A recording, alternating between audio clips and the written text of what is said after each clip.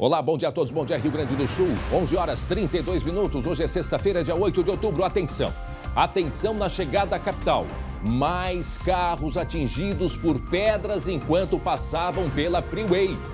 Foi ontem à noite, é o primeiro destaque de hoje, bom dia Matheus Schenck. Oi André, bom dia para você, bom dia a todos. E olha só, como você falou, ontem à noite, e não é de madrugada não, 8 da noite mais ou menos, tivemos relatos de pelo menos 5 ataques a pedradas a carros aqui na Freeway. Daqui a pouquinho eu volto com mais destaques desse caso, André. De novo, né André? Verdade, porque no dia 12 de junho, à noite dos namorados, uma jovem estava com o marido dentro do carro, indo para o jantar dos namorados. Levou essa pedrada, essa imagem que a gente vê aí, morreu a caminho do hospital. Daqui a pouco trazemos os detalhes, inclusive a repercussão, vamos conversar a respeito disso, descobriu que foi investigado desde junho até agora. Só ontem à noite, repito, 5 pedradas em veículos da chegada à capital. Daqui a pouco trazemos outros detalhes. Vamos a um outro destaque de hoje. Em Cachoeirinha, região metropolitana, caos dentro da cidade. Por quê? Porque a cidade está sem coleta de lixo. Também é destaque de hoje, não é mesmo? Bom dia, Lucas.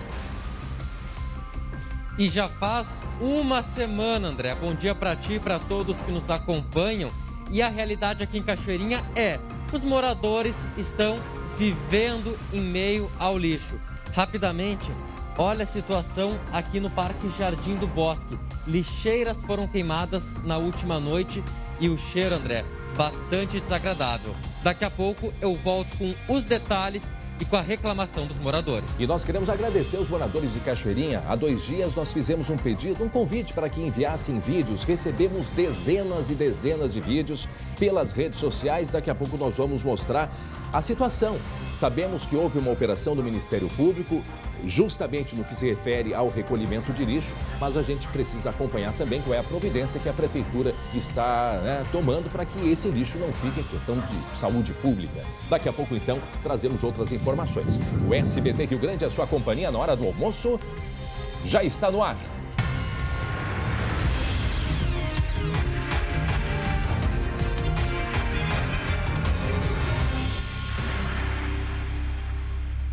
Atenção para este caso aqui. Em seguida vamos mostrar com exclusividade um caso revoltante, mas aonde aconteceu? Em Caxias do Sul, André. Em Caxias do Sul, na Serra.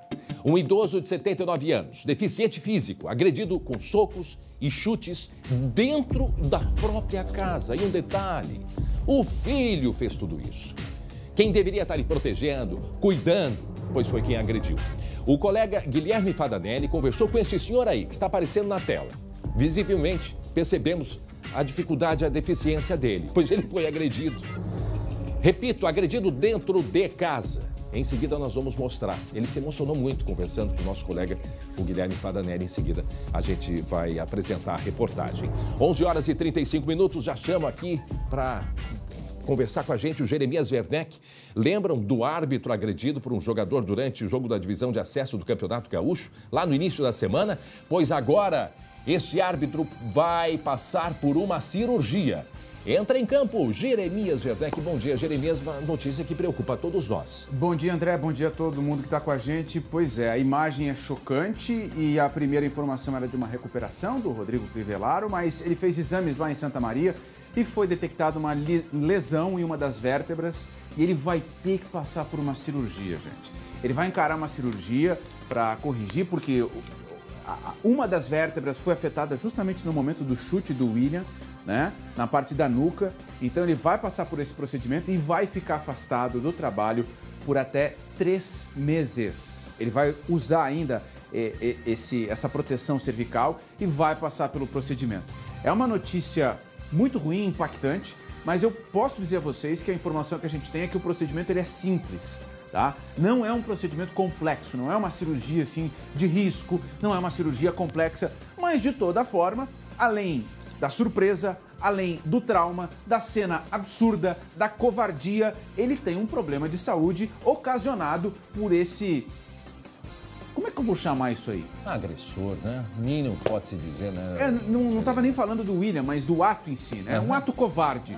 Então, o Rodrigo vai passar por essa cirurgia por conta de um problema em uma das vértebras da coluna, tá? Ele está bem, ele está normal, ele está tranquilo.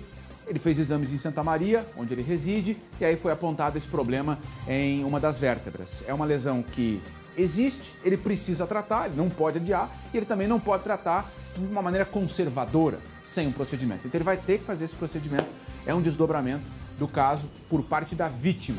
A gente ainda está esperando detalhes do que vai acontecer com o William, né?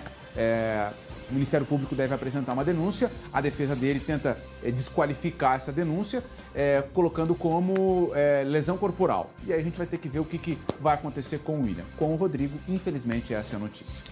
E ele que pretendia voltar em 2 semanas para os campos, né? Infelizmente, ideia, né? A vontade vai ficar na vontade, infelizmente, porque vai ficar por um período aí de recuperação, né? De repente, naquele momento, ele colocou esse prazo justamente para tentar passar por isso, né? Às vezes a gente coloca essas coisas, não, já vou para outra para tentar deixar para trás. Aí ele foi fazer exames e ele viu que não é bem assim, né? Infelizmente, não é bem assim. Mas a boa notícia é que é um procedimento simples. Certo. Essa é a boa notícia. Obrigado, Jeremias Werneck. Até daqui a pouco. Daqui a pouco eu volto. Com outras informações. Muito bem. E o Filipão, alguma notícia, Jeremias? Novidades em breve. Novidades em breve. Em seguida, aguardem Jeremias Werneck e também Matheus Schenck. Atenção, olha aí. Olha a situação de Cachoeirinha neste momento. Desde a semana passada. Uma situação, olha, desagradável por completo. Questão de saúde pública. O município de Cachoeirinha está sem coleta de lixo há uma semana. Um risco, como dissemos, né, para a saúde da população. Nós vamos ao vivo até lá, conversar com o Lucas Abate, para explicar o que vem acontecendo e desde já, Lucas, agradecer a dezenas de vídeos, nossos telespectadores de Cachoeirinha ligados com a gente. Nós recebemos dezenas de vídeos justamente desta situação. Nós fizemos um apelo há 2 dias e a população, nossos telespectadores, colaboraram com a gente. Olha aí as imagens enviadas pelos moradores de Cachoeirinha e por isso agradecemos. Não vamos poder mostrar todos os vídeos, mas a gente agradece muito a todos que mandaram. A nossa audiência em Cachoeirinha e nós estamos lá ao vivo mostrando a situação, por mais difícil que seja. Nós estamos lá, não é mesmo? O Lucas Abate vai explicar pra gente o que vem acontecendo. Lembrando, uma operação importantíssima que aconteceu pelo Ministério Público há uma semana, envolvendo justamente empresas de recolhimento de lixo e a situação é essa. A Prefeitura pretendia em 2 dias, o prefeito, o vice-prefeito que assumiu, disse que em 2 dias pretendia resolver. E eu junto à conversa também, direto da redação, o colega Guilherme Roquette. Bom dia, Guilherme Roquette, que vai se juntar a nós agora para a gente mostrar a situação de Cachoeirinha nesse momento. Bom Lucas. dia, André. Dia. André, e que sorte é de vocês aí no estúdio, do nosso telespectador também, que televisão não tem cheiro ainda, porque realmente está bastante desagradável a situação aqui em Cachoeirinha. Basta circular um pouco pela cidade, até na Flores da Cunha, Avenida Flores da Cunha, que é a principal avenida da cidade, a gente consegue verificar um acúmulo de lixo. E quando a gente sai da principal e entra para os bairros, André, a situação fica ainda pior. E olha só o que aconteceu aqui nesse bairro, Jardim do Bosque, André. Uma lixeira lotada e foi incendiada na noite passada. Não se sabe ainda se foi algum morador revoltado, alguém que se indignou com o acúmulo de lixo, com o cheiro que estava por aqui, mas 3 lixeiras foram incendiadas nessa noite. Só que, André, a situação está tão complicada, né? Tanto lixo espalhado, que mesmo com a lixeira aqui queimada, outras pessoas vieram e colocaram lixo por cima. E olha só o que o Cristiano está mostrando pra gente.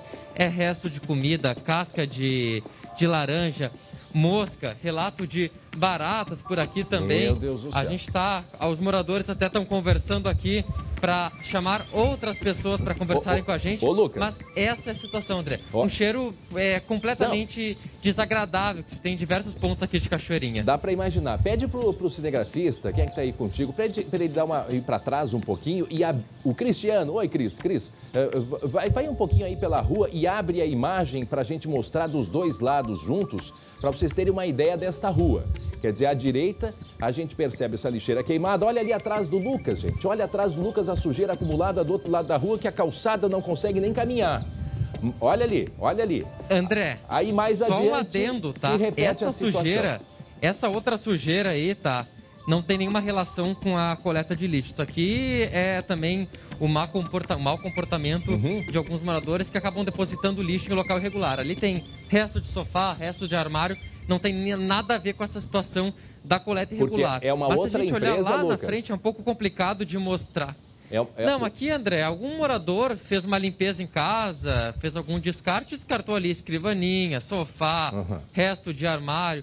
Enfim, esse é um problema ali, que se soma à questão da coleta do lixo urbano. Mas os containers, esse que está queimado, lá na frente tem acúmulo de lixo. A gente tem as imagens aí da manhã, André, que a gente pode mostrar. Também, em alguns locais, as calçadas ficaram praticamente intransitáveis. A gente viu uma senhora com uma muleta tendo que passar em meio a tudo isso e usando a muleta, inclusive, para afastar o lixo e conseguir passar nesse trecho. Deixa eu falar com os moradores que passaram por aqui, que estão aqui, André. Bom dia para a senhora. Como é que está a situação do lixo? Desde quando não passa caminhão aqui? Olha, faz muitos dias, mais de uma semana, né? As lixeiras estão cheias, a gente está acumulando lixo em casa, porque se colocar ali é pior, né? Ontem à noite botaram fogo, aí as labaredas estavam altas. A gente ficou com medo que pegasse fogo nos fios, né? E aí o vizinho aqui do lado apagou com a mangueira d'água, conseguiu apagar, estava um cheiro horrível, fumaça. A fumaça entrava, sabe? A gente sentia o cheiro de noite, dormindo assim. Tava bem ruim ontem de noite. Né? Já apareceu bicho por aqui? Barata, rato? Rato, barata, claro. Aparece, porque a lixeira é cheia desse jeito, né? E eles não vêm pegar, né? Eu acho que tem que dar um jeito nisso aí, né? Eles não podem continuar assim, Ô, Lucas, as lixeiras cheias desse jeito. Imagina as vilas tá assim, o centro deve estar também, né? André? Não, a gente percebeu aquele lixo que é o lixo seco, a gente não sabe como é que funciona o recolhimento na cidade, até porque o recolhimento do lixo seco é diferente do recolhimento do lixo doméstico e é esse, o lixo doméstico, que é o problema com a empresa que passou aí está passando por uma investigação e por isso foi cancelado o contrato. O prefeito que assumiu, no caso o vice-prefeito, disse que em 2 dias ia tentar resolver. Alguém apareceu na casa desta senhora moradora aí de Cachoeirinha e explicou o porquê desta situação, né? Houve alguma iniciativa da prefeitura a respeito disso, de como que vai ficar? Ou seja, uma explicação para a população? Vou perguntar para ela então, André. Nesse período aí, já faz uma semana, desde a quinta-feira passada, sem a coleta de lixo, vocês receberam alguma explicação por parte da prefeitura? Por quê? Nada. E eu tenho Facebook, Instagram, eu estou sempre olhando. Eu só vejo as pessoas reclamarem no grupo da Reclame Cachoeirinha. Eu só vejo reclamarem, não falaram nada até agora. Estão falando que talvez amanhã comece a arrecadação desse lixo, mas eu não ouvi falar nada. Simplesmente sumiu o caminhão? Não veio, apareceu mais o caminhão.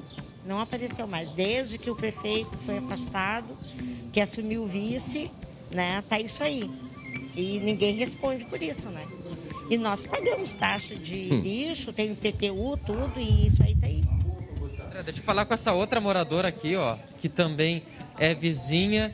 Como é que está a situação? Aqui do lado de fora a gente está mostrando, né? Mas dentro da sua casa, como é que fica agora? Dentro da minha casa há uma precariedade, né? Porque é muita mosca, barata, rato e tá difícil de conviver com isso aí. A gente até procura lidar com a situação, a gente varre aqui na frente, recolhe o lixo. Quando tá bem cheio, a gente deixa na casa, procura não encher mais, né? E essa noite ocorreu um incêndio, né? E ficamos todos com medo e apreensivos, porque a gente não sabe o que pode acontecer, o que pode pegar também na fiação da energia.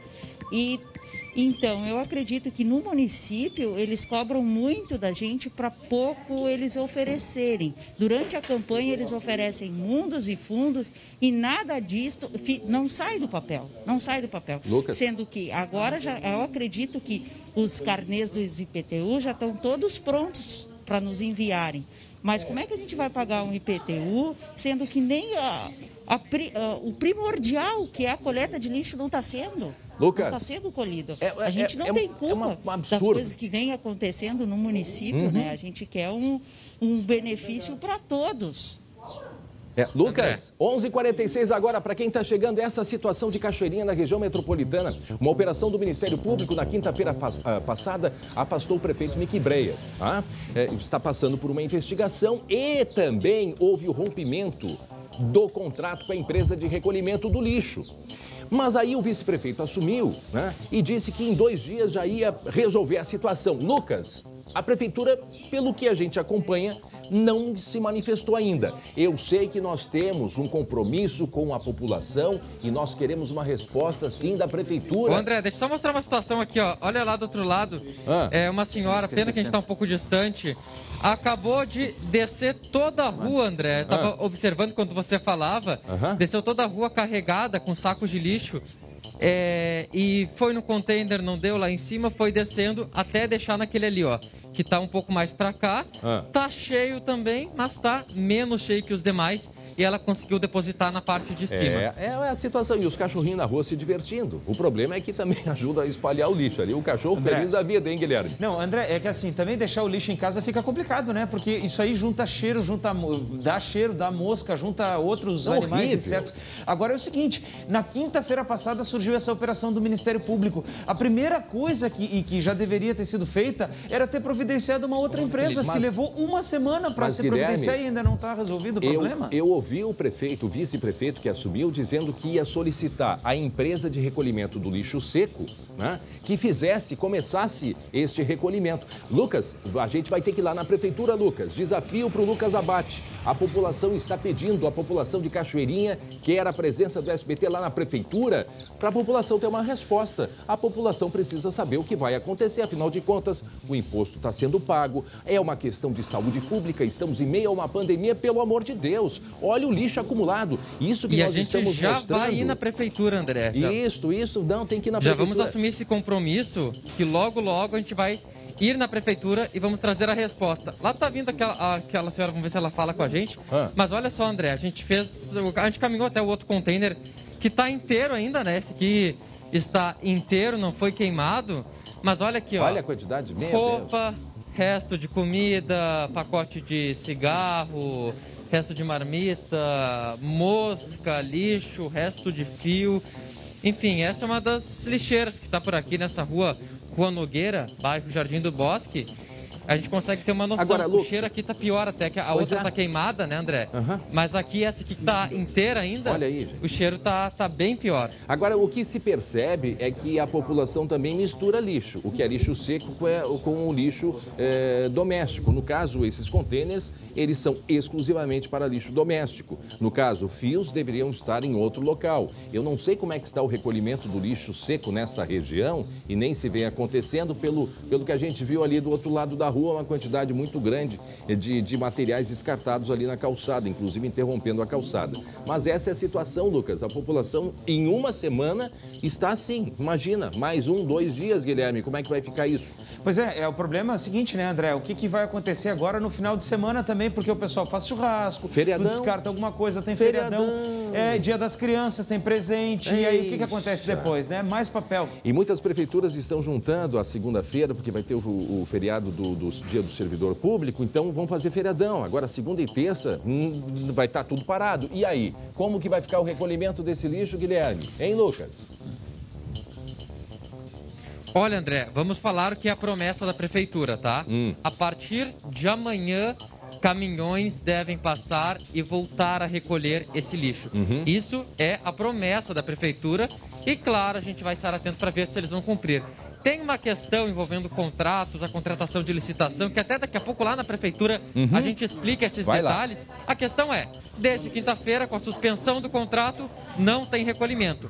A partir de amanhã, o lixo deve começar a ser recolhido e aí sim a situação deve melhorar, mas claro, tem uma quantidade de lixo represada aí que certamente não vai ser resolvida no sábado, não vai ser resolvida no domingo, talvez só a partir da semana que vem. Não, e vai ter que ter recolhimento e uma limpeza, porque imagina a situação de sujeira. Agora, Lucas, vai lá na prefeitura porque a gente quer ver eles falando. A gente não quer nota, a gente quer ver eles falando. Tem um entrevistado aí teu, Lucas? Tem entrevistado aí do teu lado, tem. Tem? Tem a cachorrada tá fazendo a festa aqui, André. Eu só imagino. Eles estão fazendo a festa porque é lixo, é comida à vontade que eles estão tendo por aqui. Também e procurou. Até, claro, eles acabam, infelizmente, ajudando a espalhar também, né? Mas também procurou o SBT reclamando, né, dessa sujeira toda e que queria ter mais comidinha, assim, os bichinhos, né? Não, brincadeiras à parte, o Lucas vai agora na prefeitura pra gente. Deixa eu ver aqui, André. Tem outro senhor aqui, vamos ver se ele tem informação aí. Vamos ver se a gente fala aqui com ele, André, só rapidinho. Como é que tá a situação pro senhor aí circulando pela cidade? Muito lixo? Demais. É um exagero. Manda soltar o prefeito e o secretário aí para ver se dá um jeito nessa porcaria. A gente viu o senhor, ele teve até dificuldade de passar pela calçada. Não, eu vi, tem que descer. E eu sou um cara ruim das pernas, tenho que vir segurando ali. Tá entupido. E lá para cima tá igual. Até o fim da rua aí tem um monte, tem móveis, tem mudança no meio da rua. Hein? Viu o absurdo, André? Esse senhor aqui, ó, a gente tava vendo, ele teve que atravessar, passar pelo meio da rua, porque tinha lixo na calçada. Ele falou pra gente, tem dificuldade de locomoção, teve que passar pelo meio da rua para contornar o lixo. Tem uma imagem. Essa é a situação dos moradores. Daqui a pouco a gente vai voltar lá da prefeitura, trazendo a resposta, o posicionamento e também a promessa de se resolver essa situação. Tem uma imagem que nós estamos mostrando ali de alguém afastando o lixo com a bengala. Eu acho que não é esse senhor, não? Não é esse senhor? Parecia. Tem uma imagem... Não é, André. É uma senhora. Ah, é uma senhora. Mas olha aí, ó. Olha aí. Olha o que ela fez com a bengala. Com a bengala. Foi hoje pela manhã essa imagem. Pois é. Essa é a situação de Cachoeirinha. O Lucas já está indo lá para a gente ouvir. A gente precisa ouvir, precisa trazer alguma resposta para a população e agradecer muito as dezenas de vídeos. Há 2 dias a gente pediu para o pessoal de Cachoeirinha mandar vídeos, pois mandaram dezenas de vídeos. E sempre que tiver um problema na sua cidade, faça uma publicação na sua página e coloque a hashtag, nos marque, né? SBT Rio Grande. É hashtag SBT Rio Grande. Marque a gente, porque a gente sempre utiliza essas imagens aí. E, mais uma vez, muito obrigado. Essa foi a Eliane Dors, né, que mandou pra gente lá de Cachoeirinha. Imagina a situação. Eu acho muito estranho, porque o prefeito, o vice-prefeito que assumiu, ele disse que... Porque o prefeito foi afastado, o prefeito Mick Breyer foi afastado e o contrato com a empresa de recolhimento foi interrompido. Mas a do lixo doméstico, não o lixo seco. E aí o vice-prefeito, quando assumiu, lá, logo no dia da operação, disse que ia solicitar a esta empresa que fizesse também o recolhimento imediato do lixo doméstico. Pelo visto, não aconteceu. Não aconteceu. Olha a quantidade. Olha a trabalheira que vai se ter. Vamos ter feriado, vamos ter feriadão. Inclusive com prefeituras que não vão trabalhar. E como é que vai ficar essa situação? A gente não pode esperar para quarta-feira para saber como fica. Vamos agora. E o Lucas está indo lá. Em seguida, vamos ter uma resposta, assim esperamos, da Prefeitura de Cachoeirinha. Muito bem, 11h54, Labaredas Altas, em uma das principais avenidas aqui de Porto Alegre. Vamos ao primeiro giro de notícias de hoje, aqui no SBT Rio Grande. Um carro pegou fogo na Avenida Borges de Medeiros, ao lado do viaduto Dom Pedro I. O caso aconteceu por volta das 7 horas da manhã. O motorista seguia em direção à Zona Sul quando ouviu um estalo no motor. Em seguida, as chamas começaram e se espalharam para a parte interna. Militares do Exército ajudaram. 4 extintores foram usados, mas ainda assim o fogo se espalhou. O condutor conseguiu sair do veículo, mas não pôde retirar mais nada. A Ipanema pertencia a um pedreiro e era usada para o trabalho. Além do veículo, todas as ferramentas foram queimadas antes que os bombeiros conseguissem chegar. Ninguém ficou ferido. $30 mil foram apreendidos pela Polícia Rodoviária Federal em um carro na BR-287 em Santiago. O caso aconteceu na tarde dessa quinta-feira. As notas estavam dentro de um envelope no encosto do banco do passageiro de um Virtus que retornava de Ribeira, no Uruguai. O homem de 45 anos e o passageiro de 55 não comprovaram a origem do dinheiro. Só disseram que levariam os dólares até Horizontina, onde moram. As notas foram apreendidas e a dupla encaminhada para a Polícia Federal. Uma ação da Brigada Militar reforçou o patrulhamento em Cachoeirinha no fim da tarde dessa quinta-feira. Veículos e pedestres foram abordados. Até o helicóptero da corporação foi usado. A operação quer reforçar o policiamento em bairros mais vulneráveis da cidade. Perigo na chegada à capital. Repito, perigo na chegada a Porto Alegre. Você que anda de carro pela Freeway, atenção, cuidado. Ontem à noite, diversos casos de veículos que foram apedrejados na chegada à capital. Lembrando que 4 meses atrás teve um outro ataque que tirou a vida de uma mulher de 45 anos. E agora, passados aí quase 4 meses, diversos veículos apedrejados na entrada da capital. É inaceitável, até porque nós queremos compreender o que aconteceu da investigação lá de junho até agora. O que melhorou na rodovia? A iluminação, a colocação de cerca de grades nas passarelas, ali nos viadutos. Gente, foram pelo menos 4 veículos, uma viatura inclusive da Polícia Civil que foi atingida. Um motorista de Uber ficou ferido no braço. Isso que não era uma pedra tão grande quanto a que atingiu aquela mulher de 45 anos que morreu na noite dos namorados, indo jantar com o marido. Foi atingida por esta pedrada. Caiu no colo dela essa pedra, morreu a caminho do hospital. Está lá, neste momento, na chegada a Porto Alegre. Ali onde aconteceu esses casos ontem à noite, não foi tarde da noite nem madrugada não, começou cedo. Assim como esta pedra que matou esta mulher em junho foi por volta de 8 da noite. Por volta de 8 da noite. Pois está lá no local nesse momento o colega Matheus Schenck, trazendo informações ao vivo do que aconteceu na noite de ontem, Matheus. Oi, André. Bom, você falou bem certo, viu? Quando eu recebi essa informação, eu fiquei pensando, poxa, deve ter sido de madrugada. Não. Aconteceu entre 8 e 10 e meia da noite, André. Muito movimento tem nesse horário. Aconteceu o quê? Pelo menos 5 registros de carros atingidos por pedras. Pedras que são jogadas mais ou menos desta altura aqui. Existe aqui embaixo, André, uma série de entulhos, talvez até da Ponte Nova, da construção da Ponte Nova. E esses entulhos ficam aqui, atirados ao longo aqui, bem nessa região onde a Freeway vira Castelo Branco. E aqui, algumas pessoas pegam essas pedras e resolvem atirar nos carros que passam aqui ao longo da via. Pelo menos 5 registros foram feitos desse tipo de ataque ontem. Como você falou, André, um motorista de aplicativo, ele ficou ferido no braço justamente pelos estilhaços do vidro do carro dele que quebrou. Então, essa situação, André, não é nova, volta a acontecer em Porto Alegre, num horário de movimento entre 8 e 10 e meia da noite.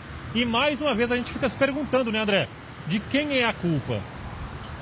Pois é um questionamento que fica.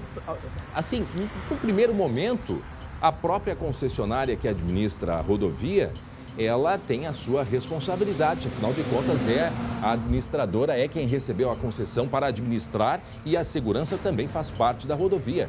Nós, inclusive, lá no mês de junho fizemos alguns questionamentos e a empresa disse que tinha uma programação e dentro desta programação estava a questão de câmeras, a questão da colocação das grades, mas isso ainda não aconteceu. Isso ainda não aconteceu e é visível quem passa a noite que ali é um trecho bastante perigoso ainda. Então, a preocupação é que fica de junho até agora. O que foi feito com relação à segurança desse local? Diga, Matheus. Só para complementar, né? A gente falou dos 5 veículos, é importante dizer uma coisa. Nem a viatura da Polícia Civil escapou, André. Um desses 5 carros atingidos ontem à noite é uma viatura da polícia. Estava transportando presos para Sapucaia, estava voltando para Porto Alegre e também foi atingido. Bom, a gente vai conversar agora com o inspetor Gustavo Batti, da Polícia Rodoviária Federal. Inspetor, o senhor me escuta bem? Boa tarde, obrigado por nos atender. Boa tarde. Inspetor, a Polícia Rodoviária Federal, ela tem, de junho para cá, tem recebido queixas, reclamações de pedras sendo jogadas nesse trecho ainda, inspetor? Bom, em relação a esse tipo de comunicação, após esse evento aí mencionado aí no mês de junho, não houve outro tipo de situação semelhante. O que chegou para nós mais recente foi na noite de ontem, que seria uma ambulância que teria sido alvo de pedras, aí, conforme relatado aí pela reportagem. Inspetor, qual é o ponto, o local que isto vem acontecendo? Porque, inclusive, lá em junho havia uma dúvida se era na Ponte Nova ou na Ponte Velha. Esses casos de ontem à noite, qual é o ponto em que as pessoas estavam ali atirando? É na parte alta da ponte? Onde é que é? Essa ocorrência que chegou ao nosso conhecimento, ela foi naquela parte ali, digamos assim, que é o final da BR-290, conhecida como Freeway, e o início da Avenida Castelo Branco. Ali, então, no final da Freeway com a Castelo Branco. Então, seria a alça de acesso, no caso, a quem desce da Ponte do Guaíba, a Ponte Velha do Guaíba, seria esse o trecho? A gente poderia usar como referência aquela alça de acesso, que é digamos assim, o final realmente da rodovia BR-290. Então, vejam só, de junho para cá o inspetor nos conta que não teve ocorrências. Então, teve aí um intervalo nesse período. O meu colega, o Guilherme Roquete, também tem um questionamento para o senhor, né, Gui? Pois é, inspetor, e de quem é que fica a responsabilidade, né? Já que o senhor mesmo nos coloca que ela está no final da BR-290 e no início da Avenida Castelo Branco. De quem é a responsabilidade? Seria da Polícia Rodoviária de fazer o policiamento? Seria da Brigada Militar ou até da Guarda Municipal aqui de Porto Alegre? Nesse caso aí da ocorrência de ontem, quando a PRF foi comunicada, a equipe deslocou até o local, realizou diligências, mas não localizou nenhum dos autores do fato. Sempre que ocorre algum tipo de situação na rodovia federal, a PRF faz o atendimento. Tem câmeras nessa região, inspetor? Em virtude da situação ali envolver outros órgãos, a gente não faz a abordagem em relação à operacionalidade do tipo de equipamento. O que a gente pode falar a respeito da ocorrência de ontem é que ela está ainda sendo averiguada, inclusive vai ser investigada pela Polícia Judiciária, e a PRF realizou o reforço de diligências naquele local para evitar que se repitam fatos semelhantes. Agora, isso é importante, inspetor, a gente deixar bem claro, até para a população ter esse conhecimento, o que compete à Polícia Rodoviária, o que compete à concessionária, o que compete, né, à Polícia Civil no que se refere à investigação. Agora, no primeiro momento, quem passa pela rodovia, sempre a imagem que se tem é da própria Polícia Rodoviária Federal. O que eu pergunto para o senhor, lá em junho, chegou a ser feita uma vistoria, me parece, junto com a Polícia Rodoviária Federal. Nessa vistoria que participou, acho que foi a Polícia Civil, a Brigada Militar, eu queria que o senhor falasse um pouquinho para saber o que evoluiu desta força-tarefa de lá para cá. Porque a gente percebe e sabe que a responsabilidade de câmeras, por exemplo, é da concessionária. Não me parece que foi colocada nenhuma câmera nesse trecho. A própria iluminação ali, ela é precária, né, inspetor? Então, essa força-tarefa lá do mês de junho, o que ela evoluiu de lá para cá, inspetor? Desde aquele evento, foram realizadas diversas operações naquela região, certo, em conjunto. Polícia Rodoviária Federal, Polícia Civil, Brigada Militar e Guarda Municipal. Inclusive, houve prisão em flagrante de indivíduos ali em atitude naquela região. Uhum. Mas aí não se confirmou, né? Não teve a confirmação. Esse é o único trecho aqui no Rio Grande do Sul, nas estradas federais, inspetor, que há esse problema, ou vem acontecendo em outras rodovias federais também? Algum tempo atrás, houve um episódio similar no município de Caxias do Sul. E, na ocasião, foi realizada a prisão também dos indivíduos que estavam realizando esse tipo de atividade. Certo. Mas ali eles jogavam da própria rodovia, não era do viaduto. Nesse caso, é do viaduto, o que dificulta muito, né, a localização e também a própria perseguição a essas pessoas que não se sabe de onde que elas são, né? Não se sabe se são moradores do outro lado da ponte ou do lado de cada ponte, próximo à rodoviária ou de algum outro local. Não se tem essa informação também, né? A própria dinâmica do local acaba dificultando um pouco, mas eu reforço que a Polícia Rodoviária Federal tem efetuado patrulhamento constante naquela região com o fim de coibir esse tipo de atividade. Inspetor, e a questão das câmeras, né? Claro que o senhor já nos pontuou que também tem a administração da concessionária, mas a própria Polícia Rodoviária, ela não pode, nesse momento, requisitar, por exemplo, para que ela também tenha acesso para poder fazer esse monitoramento, já que muitas vezes a viatura daqui a pouco não vai estar ali exatamente na hora em que o fato acontece, né? Em relação a essa atividade, digamos, investigativa, ela faz parte de um trabalho da Polícia Judiciária, mas, claro, todos os órgãos estão envidando esforços para combater esse tipo de atividade naquele local. O que a gente percebe, para a gente encerrar, inspetor, a gente conversa com o inspetor Gustavo Bart, da Polícia Rodoviária Federal, e que compõe também o núcleo de comunicação da polícia aqui no Rio Grande do Sul, né, a Polícia Rodoviária Federal. O que a gente vem, as pessoas estão com medo de passar por ali, conversando com colegas, quem vai passar hoje à noite por ali, né, vai estar com medo. Eu não sei se eu poderia dar alguma orientação para as pessoas, para o motorista, como se comportar no momento de atravessar, né? Qual é a dica que o senhor pode dar provavelmente teremos um reforço de policiamento também, mas qual é a orientação para o motorista que precisa cruzar por esse trecho que está bastante perigoso, inspetor? A nossa recomendação é no sentido de, sempre que houver esse tipo de ocorrência, não parar o veículo, procurar um local seguro, iluminado e fazer o acionamento através do telefone 191.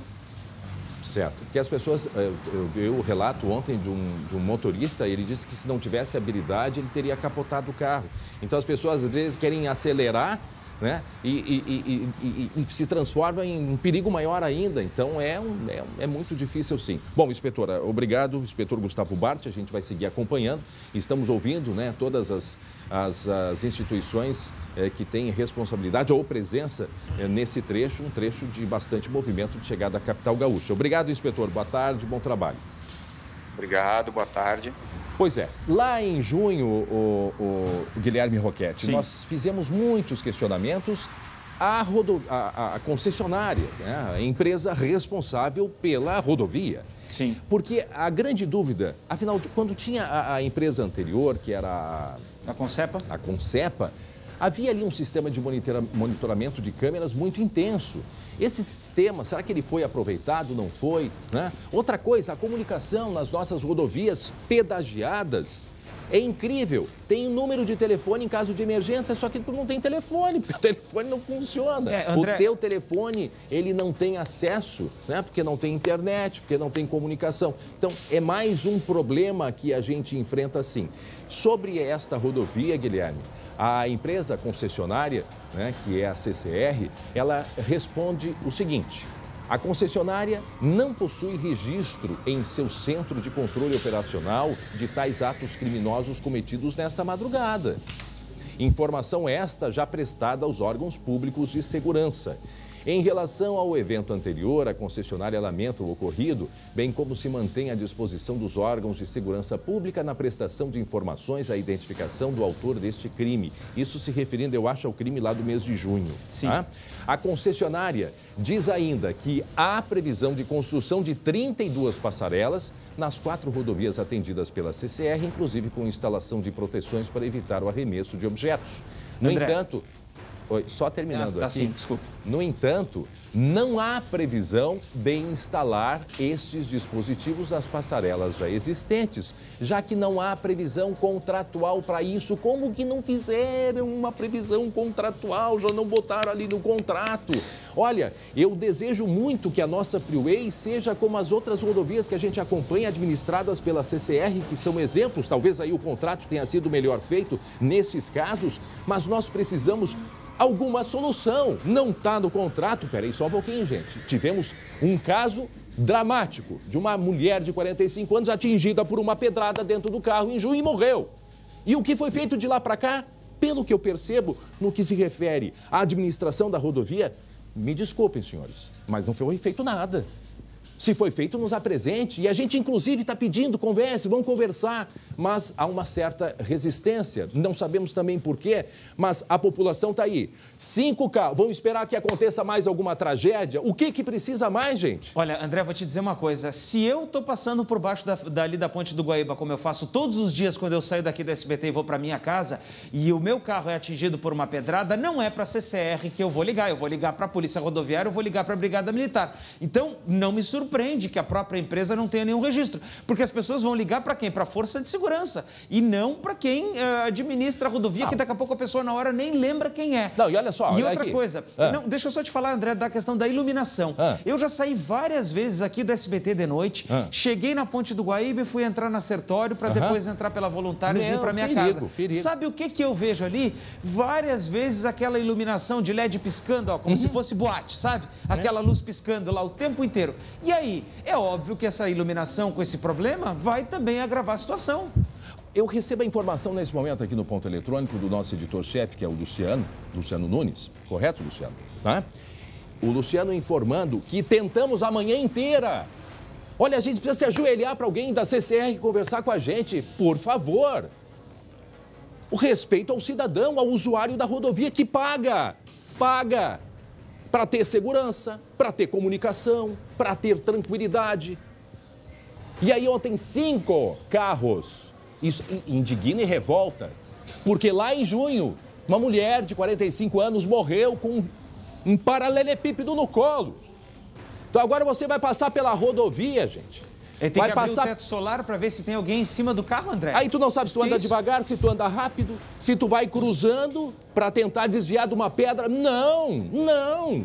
Então assim, a rodovia, né, se eximindo a concessionária. Não está no nosso contrato, não tá. Vamos tomar uma providência, uma força-tarefa. Vamos buscar parceria, vamos mudar o contrato. Sei lá. Não fui eu que busquei a concessão, não é eu que tenho que resolver. Eu posso dar sugestão com o maior prazer. Agora, uma coisa precisa ser feita. André. A gente vai ficar até quando vendo essa situação e a rodovia desse jeito. Olha o movimento ao vivo agora. Coloca aí, Matheus. Olha a movimentação que tem aí na saída de Porto Alegre, na Castelo Branco. Esse é um movimento 24 horas por dia, Guilherme. E André, o que acontece? A própria Polícia Rodoviária, pelo que a gente viu aqui, não tem acesso às câmeras, às imagens em tempo real. Esse era o meu questionamento ali para o inspetor, porque quem deveria monitorar, que é a polícia, que tem essa obrigação, não tem acesso à imagem em tempo real. Então, meu Deus, se acontece alguma coisa, tem que acontecer para a CCR poder ser requisitada, para depois mandar para a Polícia Rodoviária mandar para a Polícia Civil para investigar o caso. Mas como assim? A gente tem que evitar que o caso aconteça. Não, e aí fica as coisas, tu passa ali pelos pedágios, tudo rapidinho, obra e tal, não sei o quê. Não é verdade? Ou eu estou exagerando? Ou vão me xingar por causa disso? Estou mentindo ou não estou? Estou mentindo? Não estou mentindo. Estou falando bem a verdade, porque eu sei, porque eu conheço, porque eu passo. Eu também. Aí agora, colocar, né, um sistema melhor de segurança. Cadê o carro da CCR circulando nesse trecho, gente? Cadê o carro da... Aí vão dizer que aí a Castelo Branco é responsabilidade de Porto Alegre? Seria isso? Esse trecho aí, que é o final da concessão, né? Agora, ele é um trecho ali intermediário. É um trecho intermediário. E mesmo que seja intermediário, é de interesse, sim, da administradora que tenha preocupação com isso e busque uma solução. Né? Isso é evidente, até porque não se tem claro ainda de onde que as pedras estão caindo. Se é lá da Ponte Nova ou se é da parte da Ponte Velha. Só que a Ponte Velha fica exatamente nesse final de trecho controlado pela IPTC e trecho controlado pela CCR. Agora, talvez seria esse o motivo da disputa e a empresa... Pelo contrário, é nessa hora que a empresa tem que aparecer e ser clara. E a própria IPTC, não, esse trecho é nosso, não, esse trecho não é nosso, mas a gente vai sentar, vai conversar e vai resolver, porque é o cidadão que está ali pagando seus impostos e que precisa de segurança, e nós estamos aqui justamente para isso. Somos pagos para isso, é isso que todo mundo espera. Não é mesmo, Matheus?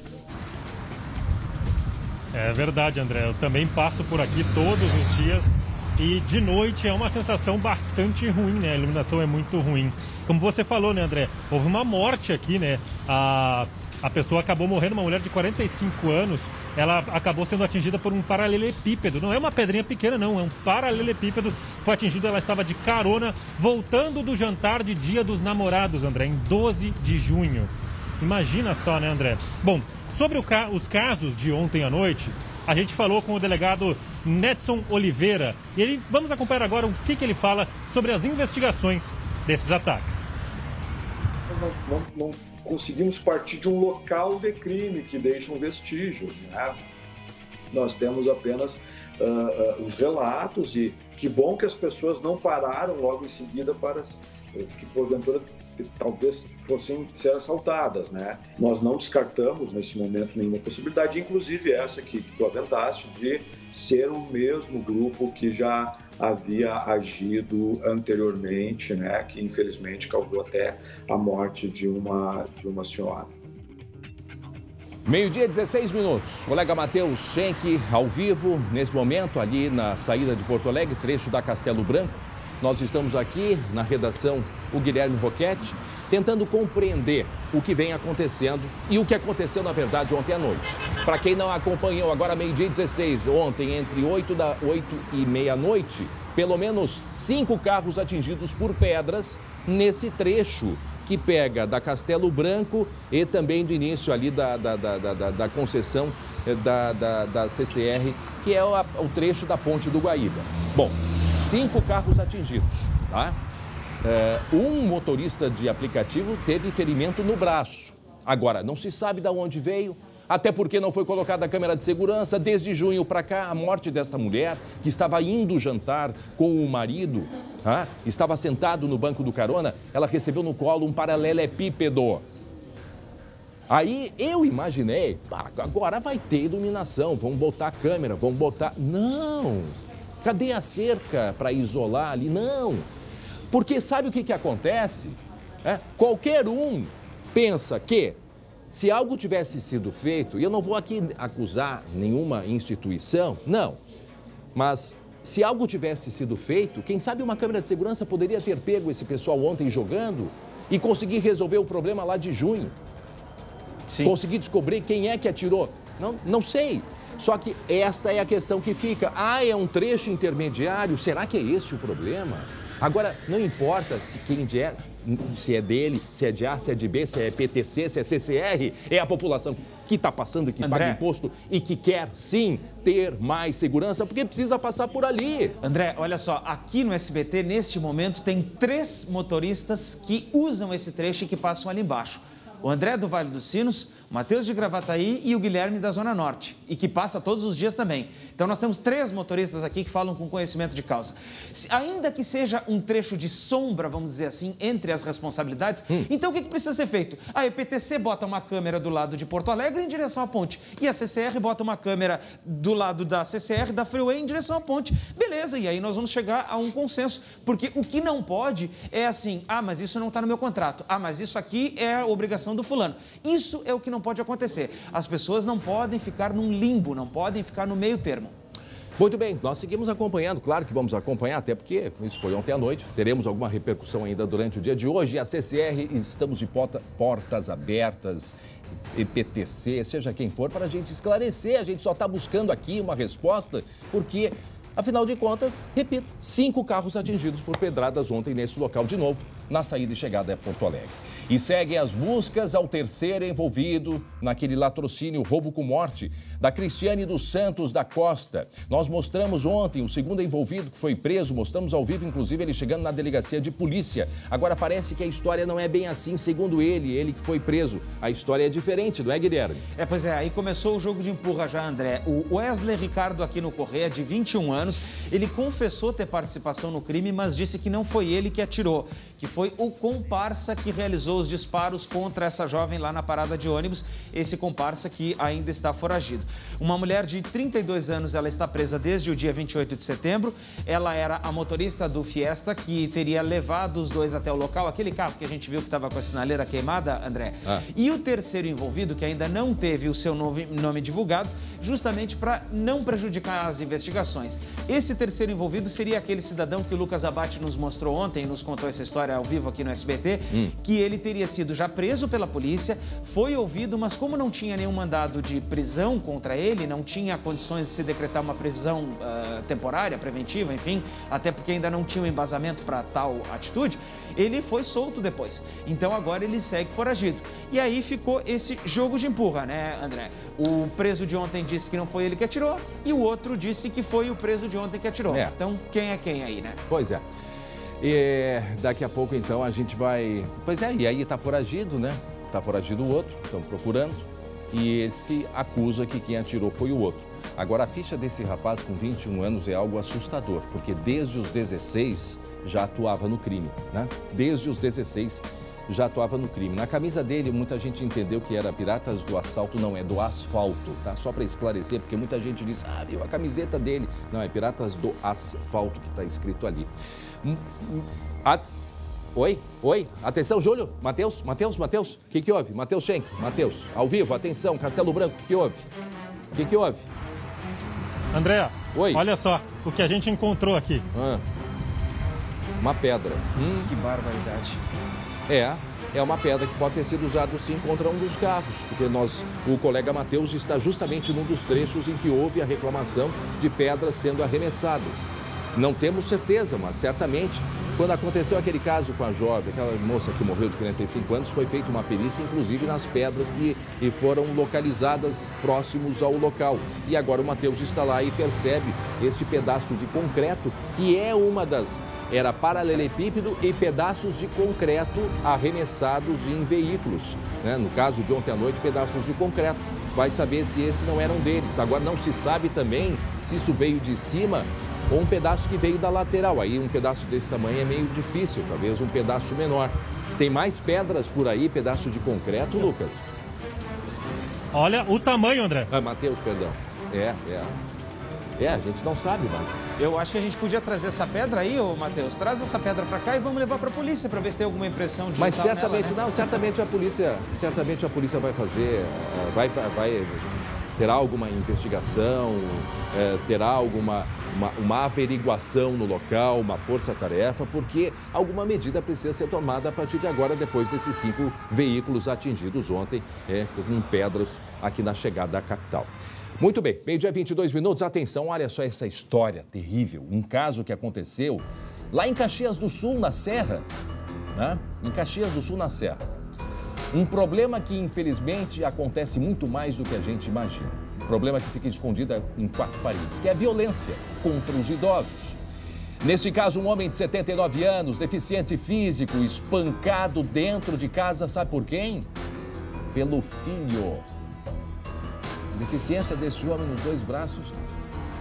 E esse senhor conversou com o nosso colega, com exclusividade, né? Conversou com o nosso colega, o repórter Guilherme Fadanelli, que vai conversar agora, né, também com a gente direto de Caxias. E esse homem ficou muito emocionado conversando contigo, relatando o que aconteceu, não é, Fadanelli? Boa tarde. Pois é, André, boa tarde. Ficou muito emocionado, sim, contando, né, pelos momentos ali de terror que passou com o filho dentro de casa. Essa briga, André, foi causada, sabe pelo quê? Por bebida, por isso mesmo. Foi o seguinte, o filho chegou ali por volta do meio-dia de terça-feira em casa, trazendo o almoço, uma sopa dentro de um pote, é importante a gente falar isso. Aí ele chegou na casa e começou já com comportamento alterado questionar o pai para saber se ele tinha pago uma compra que ele tinha feito no mercadinho. O pai disse que sim, mas mesmo assim ele continuava apresentando um comportamento bem irritado. Aí o filho disse que ia para beber num bar, ia sair para beber num bar que fica na frente da residência. Ele chegou lá e o dono do bar se recusou a vender a bebida por ele estar com comportamento alterado. Quando esse homem de 44 anos voltou para dentro de casa, contou essa história para o pai e o pai concordou com o dono do bar. E isso deixou ele ainda mais indignado, muito irritado. Ele bateu com força, André, em cima desse pote de sopa, espalhou sopa por toda a casa, já de propósito para intimidar o pai. E na sequência, ele partiu para cima do pai, André, um idoso, como você disse, de 79 anos, deficiente físico, que não tem os 2 antebraços. Vamos ouvir o depoimento emocionante que eles nos deu. E aí ele me avançou, ele veio por lá e eu saltei aqui. Aí ele me deu para me dar na cara e eu caí fora. Ele me pegou aqui, uma bordada que eu fiquei tonteei, vim para cá, né? Aí eu voltei para ele e me grudou, o colarinho da camisa aqui assim, e começou a me bater, eu me defendia, porque ainda estava inchado. Ontem ainda estava tudo inchado aqui, ó, estava preto aqui tudo. E aí ele me deu outro soco, deu soco, outro, eu fui ali. Aí eu levantei ele lá, espelhei, ele me arrastou de novo, me levou para aqui, vim até aqui, ele me deu outro, ele me levou lá na cama, me derrubou, e ele veio, montou a cavalo em cima, com os 2 joelhos em cima aqui, né? E eu enchi a barriga, mas eu sinto até agora essa dor, tudo aqui, né? Com os 2 joelhos. E aí ele me pegou no colarinho, a bordada pegou. Aí ele me deu mais umas 4, 5 por aqui, me deu nas costas. Na cabeça, então, não teve, eu acho que ele não dava pra nuca. E eu me escondi a cara para não bater, né? Eu vou te dizer uma coisa, é triste eu fazer por ele. Mas eu fui obrigado a fazer. E Deus não me cure por causa disso. Amor de Deus. Levar a bordada aqui. Às vezes tudo que eu fiz para esse rapaz. E se acredita desse jeito, não conheço vocês. Não sei mais o que fazer. E isto acontece com muitas vítimas, ainda o sentimento de culpa, né? Ainda foi ele que errou, é o sentimento que ele tem, ele errou, né? Pai ainda, né? queria as coisas diferentes. Meio-dia, o filho bebendo. Imagina o drama desse pai, imagina o drama. E ainda passar por essa situação. O que aconteceu com esse homem? Qual é a idade dele, hein, do agressor, hein, ô Fadanelli? O agressor tem 44 anos, André, e ele só parou de bater no pai quando o irmão chegou em casa e acabou separando. Aí esse homem, André, o agressor, ainda fez ameaças de morte ao pai e ao irmão e fugiu ali pelo bairro Forqueta, que fica na zona oeste aqui de Caxias. A polícia foi chamada e logo em seguida conseguiu capturar o agressor nas proximidades da residência. Ele foi levado à delegacia e, segundo o que a família me contou ontem, André, ele chegou inclusive a debochar do delegado quando o delegado fazia algumas perguntas para ele. Então, assim, um comportamento continua alterado mesmo dentro da delegacia. Mas ele está liberado? Esse homem acabou... Ele está solto? Ele está liberado, ele foi pago fiança, ele está liberado, mas, segundo a família, tem uma medida protetiva que ele não pode se aproximar por 150 metros perto dessa residência. Agora, André, a gente tem um outro trechinho da fala desse pai, porque ele topou conversar com a nossa equipe para ser também um exemplo para muitas pessoas que passam por violência dentro de casa e que precisam ter essa mesma coragem que ele teve para denunciar um familiar. Vamos ouvir. Todos que estão com esse mesmo problema que deu comigo e vai ser lá, muita gente vai lá, a gente não sabe, a gente está no mundo, a gente não sabe, né? O que acontece no dia a dia, né? Mas é o seguinte, ó, denuncie, não deixe acumular nada e nem ter medo de denunciar. Esse é o seu Juvenal Medeiros, que conseguiu, né, em meio a toda a emoção de conversar com o Guilherme lá em Caxias do Sul. Para quem não acompanhou, esse senhor, que a gente vê que tem problemas nos dois braços, ele apanhou muito do filho por causa de uma sopa, uma coisa assim absurda. Filho que tinha bebido, né? Tinha bebido.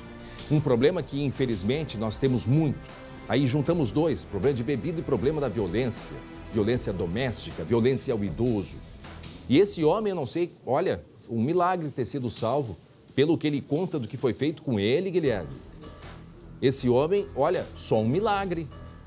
Só um milagre está vivo. O outro filho chegar em casa, né, André? Ali no momento da agressão, por volta do meio-dia, teve a sorte ainda de que o filho estava ali na casa vizinha, né, esse irmão do agressor, e que acabou ouvindo aí o pedido de socorro e foi até a casa, então, para socorrer o pai. Agora, bem importante, André, só a gente lembrar o seguinte, para quem está passando, infelizmente, por esse tipo de situação, pode fazer denúncia por 2 números, André, o Disque 100 ou também pelo número 197. Essas denúncias podem ser feitas de forma totalmente anônima, mas é importante que se faça, André, até porque a gente teve um crescimento muito grande de casos envolvendo violências contra idosos nesse período de pandemia. Idosos, mulheres. Antes do Guilherme, o Guilherme Roquete quer fazer uma pergunta para ti, Fadanelli. Antes, eu só quero chamar a atenção para a população aí de Cachoeirinha, principalmente. Em seguida, o Lucas Abate já está na prefeitura e em seguida vai ter uma posição sobre o problema. E que problema?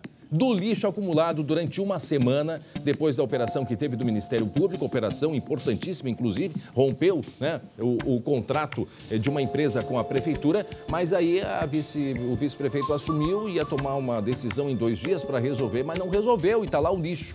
O Lucas Abate já está. Põe a imagem do Lucas ao vivo aí em frente à prefeitura. Oi, Lucas. Em seguida, ele vai trazer informações e esperamos que uma resposta decente, um posicionamento decente para a população de Cachoeirinha que nos acompanha. A gente volta para o Guilherme Roquete, que vai fazer uma pergunta para o Fadanelli a respeito desse caso desse idoso de Caxias que foi agredido, mas muito agredido pelo próprio filho. Guilherme. Na verdade, André, eu nem queria, nem é uma pergunta que eu queria fazer para o Fadanelli, mas no sentido daquilo que ele estava nos colocando antes, que além da família, os vizinhos também têm papel muito importante nesse tipo de denúncia, né, Fadanelli? Porque o que acontece? Daqui a pouco quem está do lado é quem está ouvindo e quem está presenciando esse tipo de cena. Exatamente, Roquete. Eu não sei se a gente tem as imagens aí para mostrar também de um caso que ocorreu aqui em Caxias em abril desse ano, que também foi uma filmagem que fizeram aqui, conseguiram captar da rua, olhando para a sacada de um apartamento aqui no centro da cidade, de uma filha batendo numa idosa. Então, isso só vem a complementar bem o que o Roquete disse. Importante as pessoas estarem sempre de olho e fazer essa denúncia aí, porque é muito importante. E ainda mais nesse caso aí de abril, com imagens, fica ainda mais clara a agressão, né? Muito bem. Tá aí. Obrigado pelas informações e um alerta e obrigado ao seu Juvenal, né? Seu Juvenal Medeiros, que conversou todo com dificuldade, muito emocionado, e conseguiu conversar e dar esse recado que, de fato, todos nós precisamos ficar muito atentos. Não é só a criança, não é só a mulher, mas também o idoso. O idoso que vem sofrendo em quatro paredes dentro de casa pelos parentes, pelos familiares. Por incrível que possa parecer, infelizmente, a nossa realidade. Muito bem, atenção, meio-dia 31 minutos, voltamos agora até Cachoeirinha. A secretária Aline Melo está com o Lucas Abate, ela é secretária aí do município de Cachoeirinha. E será que a gente vai ter uma resposta, uma posição sobre o recolhimento do lixo aí em Cachoeirinha, Lucas? Vamos ter sim, André. Há pouco mostramos a situação aqui em Cachoeirinha do lixo espalhado em diversos pontos da cidade. Uma semana já sem recolhimento aqui em Cachoeirinha. E eu já passo a palavra para a secretária Aline. Para saber, secretária, essa é uma demanda da população que a gente ouviu há pouco aqui ao vivo no SBT Rio Grande. A partir de quando que os moradores de Cachoeirinha vão ver novamente os caminhões circulando pela cidade e fazendo o recolhimento do lixo? Boa tarde, obrigado por nos atender. Boa tarde. Então hoje a gente está aqui, sim, para dar um posicionamento para a população da nossa cidade. Que bom. E a notícia é que os contratos foram assinados e a partir de amanhã a empresa já inicia a coleta dos lixos, né? Por onde? E a previsão é que até quarta-feira se regularize toda a situação que está na nossa cidade. Recolhimento então, André, do feriado. Informação importante para a população. A partir de amanhã começa a coleta e até quarta a normalização, porque tem muito lixo, tem muita sujeira represada e esse trabalho, Lucas, é claro, vai demorar alguns dias. Eu já aceito o questionamento, André, e a secretária está ouvindo, pode fazer direto para ela. Secretária Aline, obrigado por nos atender. Nós recebemos dezenas de imagens de moradores de Cachoeirinha mostrando a situação. Eu ouvi o vice-prefeito dizendo que lá na semana passada que em 2 dias já ia começar a resolver, mas pelo visto não conseguiu. O que a população quer saber, vai começar por qual bairro? Todos os bairros já vão começar a serem atendidos pelas equipes. Além do recolhimento, vão limpar um pouco o chão, porque o que tem de coisa derramada, teria que se fazer uma limpeza também no próprio chão, nas calçadas. Um outro questionamento, domingo, segunda, terça, que vai ter um feriadão, as equipes estarão nas ruas. Em quais bairros, secretária? Estarão em todos os bairros. Inicialmente, amanhã começa 4 caminhões com as equipes, né? Com a previsão de chegada de mais 2 caminhões ainda para fazer esse recolhimento. Será assim feito. Ontem mesmo foi feita uma força-tarefa pelo secretário de Infraestrutura e Serviços Urbanos, onde fizeram o levantamento de todos os containers da cidade e já estavam fazendo aquela primeira coleta paliativa em torno dos containers, né? Da forma, claro, do que a gente tinha aqui. Mas já está, sim, já sendo trabalhado. Amanhã já começa, todos os bairros vão ser atendidos. Que horas começa? Irão, sim, trabalhar durante o... Começa cedo, 7 horas da manhã já estão fazendo o recolhimento, tá? Então, e vai ser assim, vão trabalhar durante o feriado. E o lixo seco que a gente vê acumulado também, no caso, o lixo que... Esse vai ser recolhido por quem a gente viu numa calçada uma quantidade muito grande, não o orgânico, mas o lixo seco. Como é que ele está sendo recolhido aí na cidade, secretário? Vai ser recolhido também. A grande questão é que a gente tinha 2 contratos, né? O da coleta seletiva e o da coleta, então a gente está fazendo outro contrato agora também. Mas esse agora que a gente está fazendo já abrange todo o lixo, né? Todo o lixo, tanto da coleta antes que era mecanizada e vai ficar agora, por enquanto, a coleta manual, até a gente terminar os procedimentos agora da coleta mecanizada. E vai ser feita uma limpeza, uma lavação de calçada, ou estão pedindo para a população ajudar nesse sentido, porque só recolher o lixo, bom, ótimo. Mas e aí, como é que vai ficar depois? Né? Como é que vai ficar essa sujeira? Não sei se isso está previsto e vai ter uma periodicidade, ou seja, depois de quarta-feira vai ter interrupção no recolhimento do lixo ou vão continuar na quinta-feira também? Não, continua a coleta normalmente. Essa empresa que está vindo, ela é a segunda colocada no processo que a gente fez, o último processo. E vai fazer sim a limpeza em volta dos contâneos e a prefeitura também já está providenciando, a secretaria responsável, essa questão também das calçadas. A gente pede também ajuda da população. A gente sabe que é um momento difícil, é um momento atípico que a gente está vivendo e a gente pede sim, a gente sabe que é difícil pedir a colaboração, mas a gente pede também que a população nos ajude, nos informe os locais, que assim o trabalho vai continuar, ele não vai parar a partir de quarta-feira. Informar por qual contato, desculpa Lucas, mas é que a gente está recebendo muitos pedidos, por qual contato, como que o morador de Cachoeirinha, já que ele diz que vem acompanhando nas redes sociais e não tem informações, qual seria o canal de fato de comunicação e com qual secretaria, ou número de telefone ou rede social, secretário? Seria pela Secretaria de Infraestrutura e Serviços Urbanos, mas nós temos as nossas redes sociais, o Facebook, o Instagram, que a população, que é fácil acesso para a população, eles podem estar encaminhando essa demanda por ali, que o nosso setor de comunicação vai encaminhar imediatamente para a secretaria responsável. Tá bem, a gente vai continuar acompanhando, secretária, até porque nós ficamos assim impressionados com a quantidade de vídeos que nós recebemos, foram mais de 40, e a população também reclamando disso, deste canal de comunicação. Então, se a senhora puder, né, secretária Aline, a quem a gente agradece muito por conversar com a gente, se a senhora puder dar ver se está acontecendo algum problema nos canais de comunicação com a população, justamente para o pessoal poder informar e ser informado a respeito do recolhimento de lixo. Lucas. André, a gente agradece novamente a secretária e assume também esse compromisso com a população, com os moradores aqui de Cachoeirinha que nos atenderam, nos receberam tão bem para falar sobre essa demanda, para ver semana que vem como vai estar. Claro, vamos estar em cima, vamos estar atento para verificar se até quarta-feira a cidade volta a ficar totalmente limpa como era antes. A secretária está me ouvindo ainda? A secretária está aí?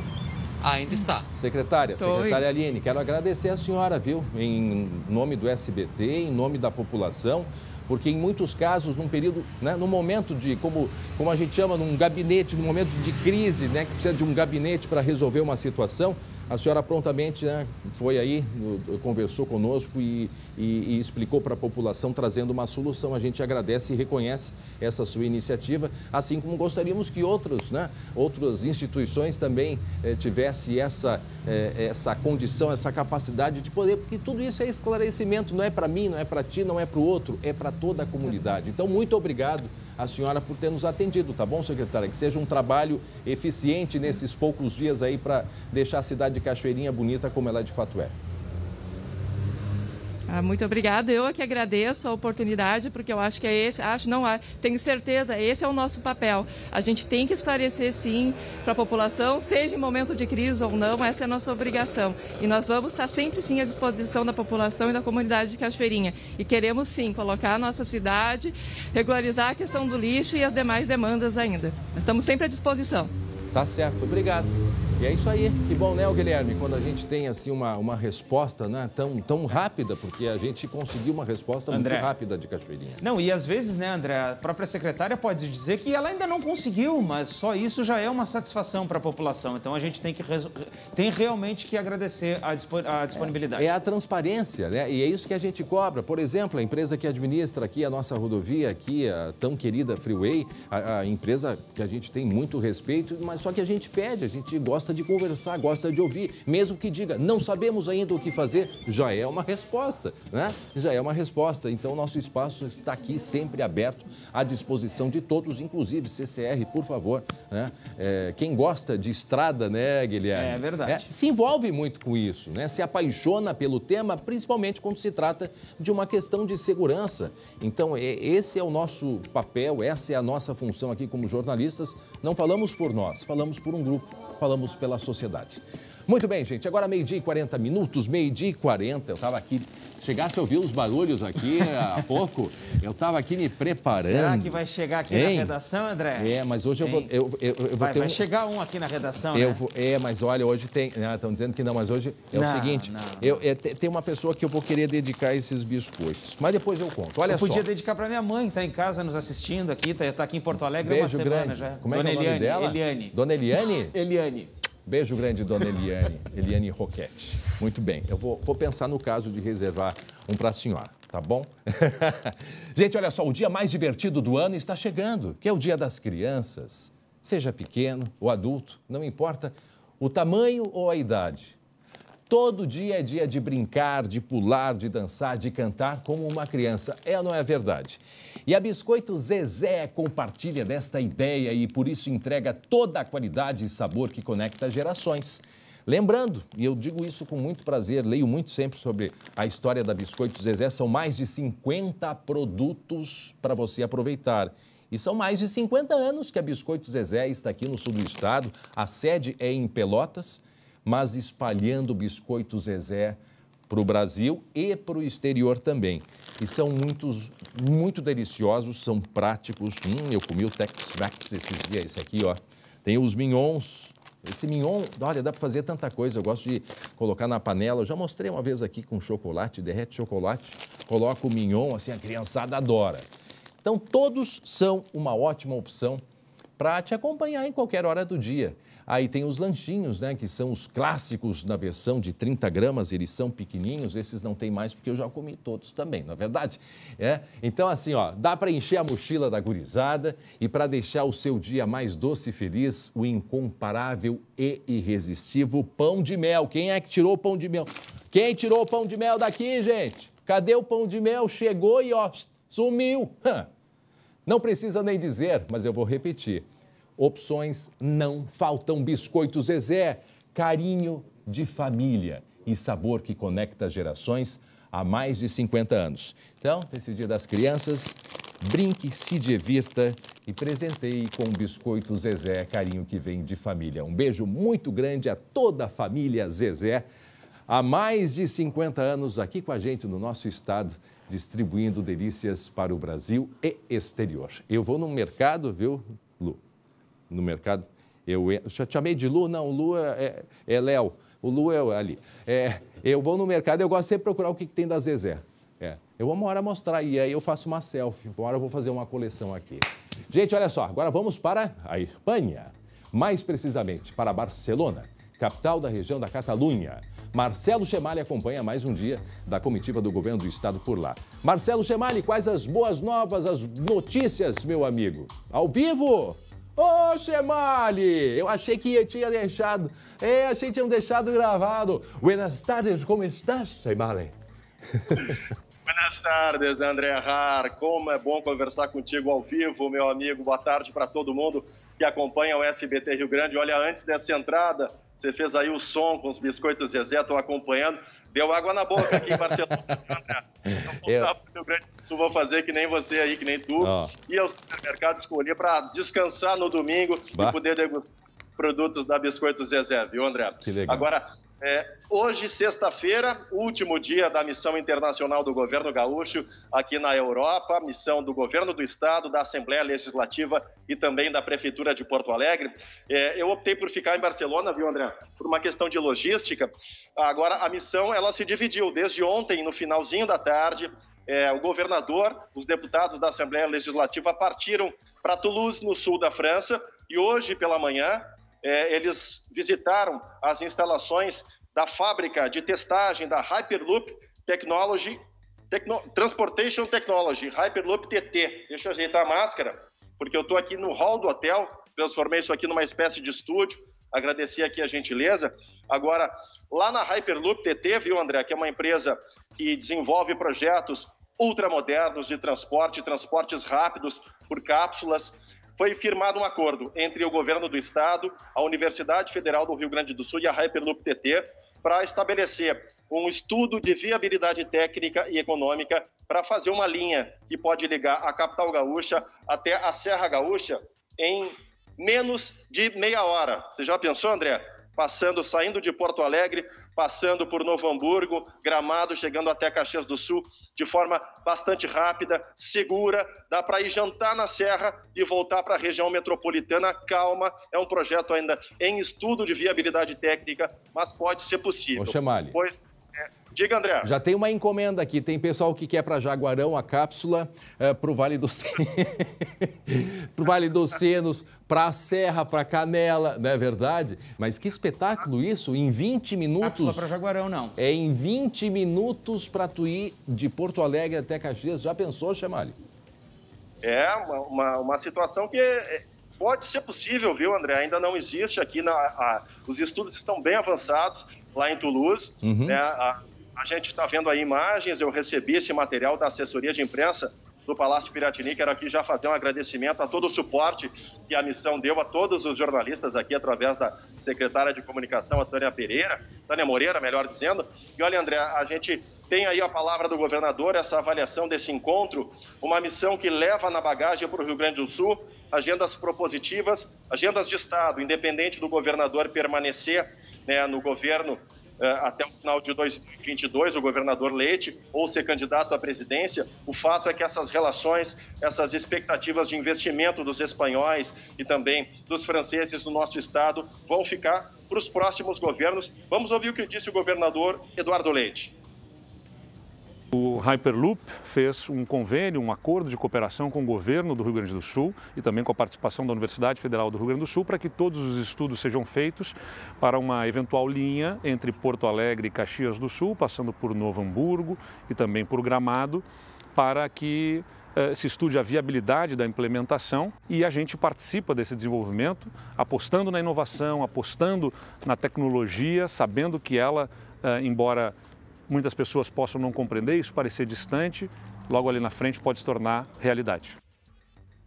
Ou seja, o Rio Grande do Sul e a nossa capital gaúcha tiveram boas surpresas e boas notícias aí durante a missão essa semana aí pela Espanha e França também, né, Marcelo Chamari?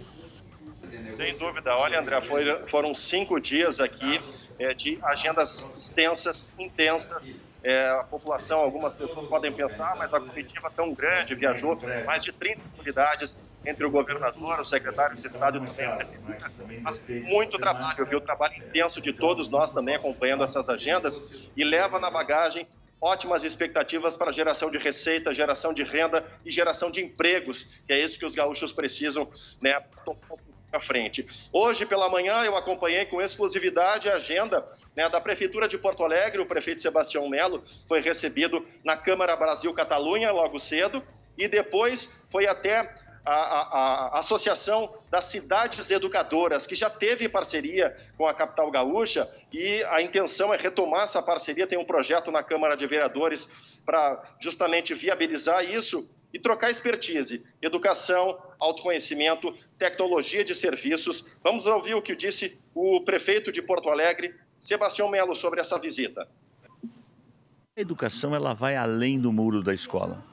Uma cidade educadora é aquela que separa lixo, é aquela que as pessoas se propõem a doar órgãos, é aquela que respeita o trânsito, é aquela que respeita os espaços públicos e que colabora muito, né, entre os seus bairros, o centro histórico, a sua cultura. Quer dizer, então, tem desafios postos enormes para as cidades, mas sem educação não tem sucesso. Então, eles têm uma boa experiência que está dando certo em vários lugares do mundo. Então, o gestor tem que colher, né, essas sugestões e adaptar a sua realidade. Então, esse convênio vai nos proporcionar isso.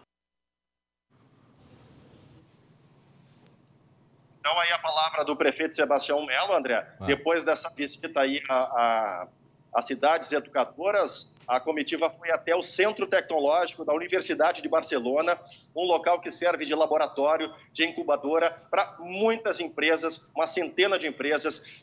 Conversei ali com um empresário que viabilizou um projeto de testagem de vírus um pouco antes, né, da pandemia, e olha, a empresa acabou ganhando bastante mercado, e essa troca de expertise, a Universidade de Barcelona, o Centro Tecnológico, tem mais de 100 etnias trocando essa expertise, e também foi firmada essa parceria com a Prefeitura de Porto Alegre, tudo isso visando o aniversário dos 250 anos. Na quarta-feira foi garantida a South Summit, essa tecnologia e informação no aniversário dos 250 anos. Então, uma agenda propositiva, uma agenda de Estado independente, desses gestores permanecerem ou não na gestão. Quem ganha é a população de Porto Alegre, a população gaúcha, e essa troca de experiência com os espanhóis tem sido extremamente positiva, viu, André? Verdade. À noite, volto no SBT Rio Grande, segunda edição, e vou pensar nos regalos aí que o Guilherme, nosso chapa, que o pessoal da redação está pedindo aí, para levar um pedacinho na mala aí para todo mundo. Olha, só trazendo ideias como essa, bonitas, como é Barcelona atrás de ti, as bicicletas organizadas no estacionamento de bicicletas, já trazendo essas ideias é um regalo para todos nós. Marcelo, parabéns pelo teu trabalho, um bom retorno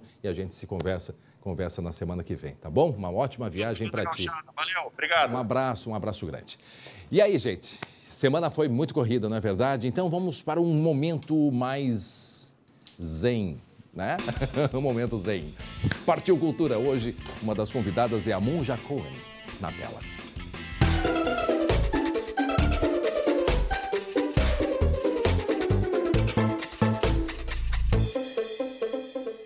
Oi, gente, muito boa tarde para todo mundo. Sejam bem-vindos ao Partiu Cultura, que está começando agora. E hoje eu vou receber convidados muito especiais. Eu estou falando do poeta gaúcho Alan Castro e da Monja Cohen, que estão lançando um livro em parceria. Esse livro maravilhoso que eu estou segurando aqui, então eu tenho a honra de poder bater esse papo com eles dois. Gente, sejam bem-vindos. Boa tarde para vocês. Muito boa tarde, a alegria estar com vocês. Boa tarde, Bruno, um prazer. Gente, então vou começar perguntando para o Alan como surgiu essa ideia de fazer essa parceria no livro. Essa ideia surgiu num encontro que nós dois participamos, eu e a Monja, do Instituto Hermógenes, onde a Monja foi dar uma palestra e eu fui chamado para falar poesia. E lá eu já senti que o nosso discurso conversava, digamos assim, que a gente tinha muito do que eu chamo de pontos em comum. E aí eu voltei para casa com esse sonho de sugerir a parceria. E os planos mudaram durante a pandemia. Eu achei que seria um bom momento de tirar da gaveta esse sonho e foi o que de fato aconteceu.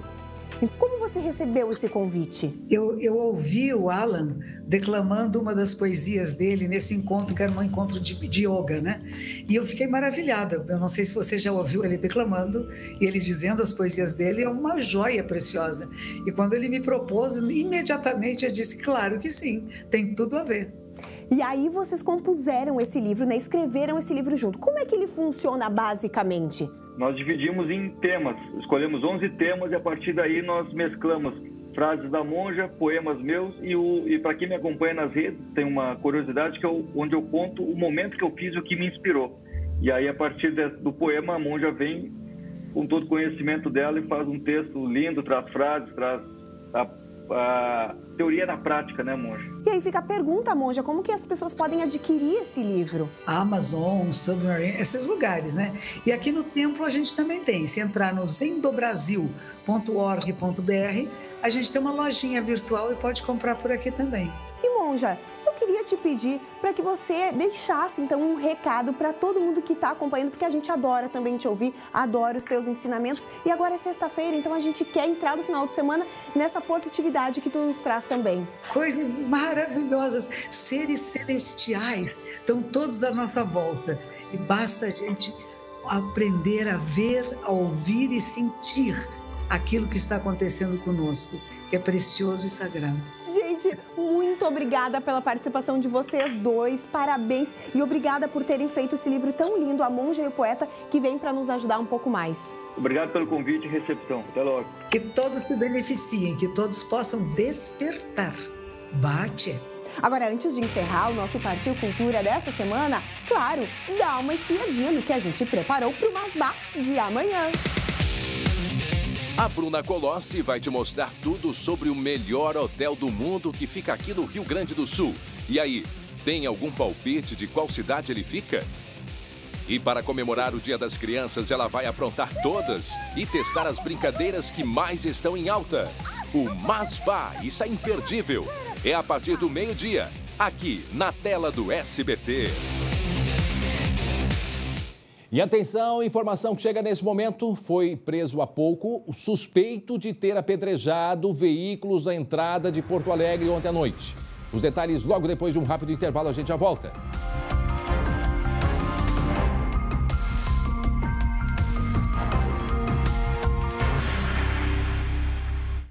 Gente, atenção, informação importante chegou neste momento. Foi preso há pouco um suspeito de ter apedrejado ontem à noite veículos da entrada de Porto Alegre.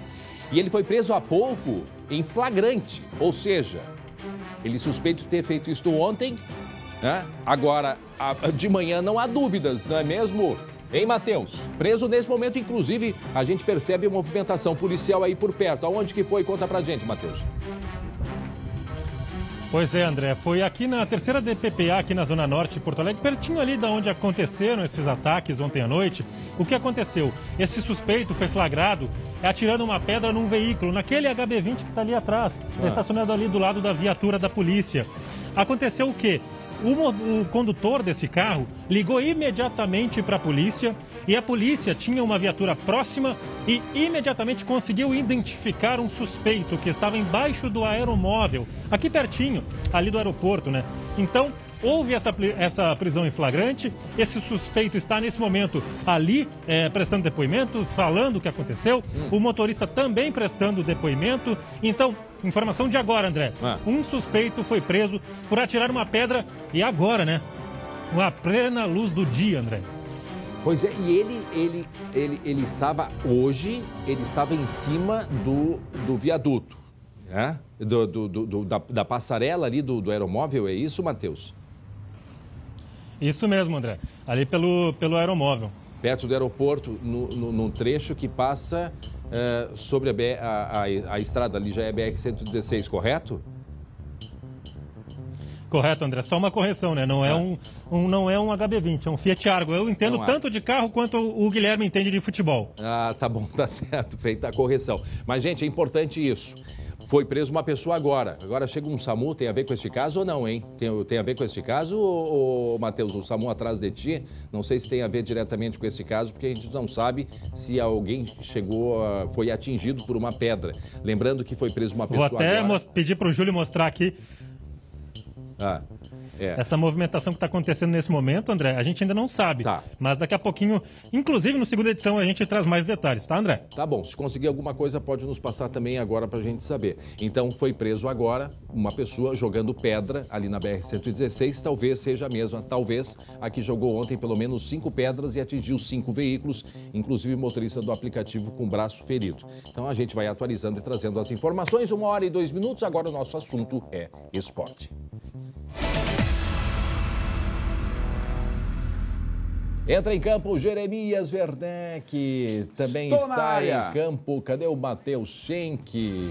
O Matheus Schenck já volta, o Matheus Schenck está se posicionando lá. Bom. André, estou aqui de novo para a gente voltar a repassar a informação sobre o árbitro. Vamos falar rapidinho sobre o árbitro, o Rodrigo Crivellaro, porque o árbitro que foi agredido pelo William no jogo Guarani de Venâncio Aires e São Paulo de Rio Grande, ele revelou que tem uma lesão aí em uma vértebra e por isso ele vai ter que ficar com o colete cervical durante 90 dias e vai ter que passar por um procedimento, tá, gente? Bom, mas agora eu quero falar sobre a dupla Grenal e eu tenho uma informação para os gremistas, tá? A informação é que Luiz Felipe Scolari fica. Aliás, essa foto que vocês estão vendo agora, essa foto é de hoje pela manhã. Na foto, Anselmo Sbraglia, esse primeiro da esquerda de costas, Paulo Turra de braços cruzados, Felipão, Thiago Gomes e também o Carlos Pracidelli. Esse é o núcleo duro da comissão técnica do Felipão. E o Grêmio botou isso aí mais ou menos para dizer, olha, andaram falando que ele ia sair. Não, tá aí Luiz Felipe Scolari. Comanda o Grêmio contra o Santos domingo, Schenck. E será que fica também para o jogo contra o Fortaleza? E aí? Essa é a pergunta que eu queria te fazer, Jeremias. O Felipão, ele fica, mas ele tem respaldo? Ele vai ficar e provavelmente ele vai ficar também para o jogo de quarta-feira lá em Fortaleza, porque é uma viagem atrás da outra, ele não volta para Porto Alegre. O que eu ouvi ontem dos dirigentes ele fica até o jogo contra o Fortaleza. Claro, né, gente, que se acontecer uma hecatombe no domingo na Vila Belmiro, aí as coisas mudam. Mas o Grêmio está mantendo o Filipão. A ideia não dá para mudar agora, porque mudar agora é assumir o risco de piorar a situação, porque tem um jogo em cima do outro, tá? Então, o Grêmio vai ficar com o Filipão. Do Grêmio pro Inter, Colorado, domingo, 11 da manhã, contra a Chapecoense, recebe o Povo Vermelho no Beira-Rio de novo. Depois de, 580 dias, o último jogo com o torcida foi em março, contra o Brasil de Pelotas. E o Diego Aguirre tá ansioso demais para rever a torcida colorada. Vamos ouvir a palavra do treinador do Inter? Solta aí. É uma coisa muito boa que vai acontecer. A torcida volta. Eu estou com saudade da torcida. Vamos até o final aqui, tá? Maravilhosas que vivimos juntos no 2015, agora com o retorno. Está faltando a torcida, eu quero que a torcida esteja aí com a gente, brigando juntos como sempre, e seguramente o time vai ter uma boa resposta, vai brigar, vai tentar jogar.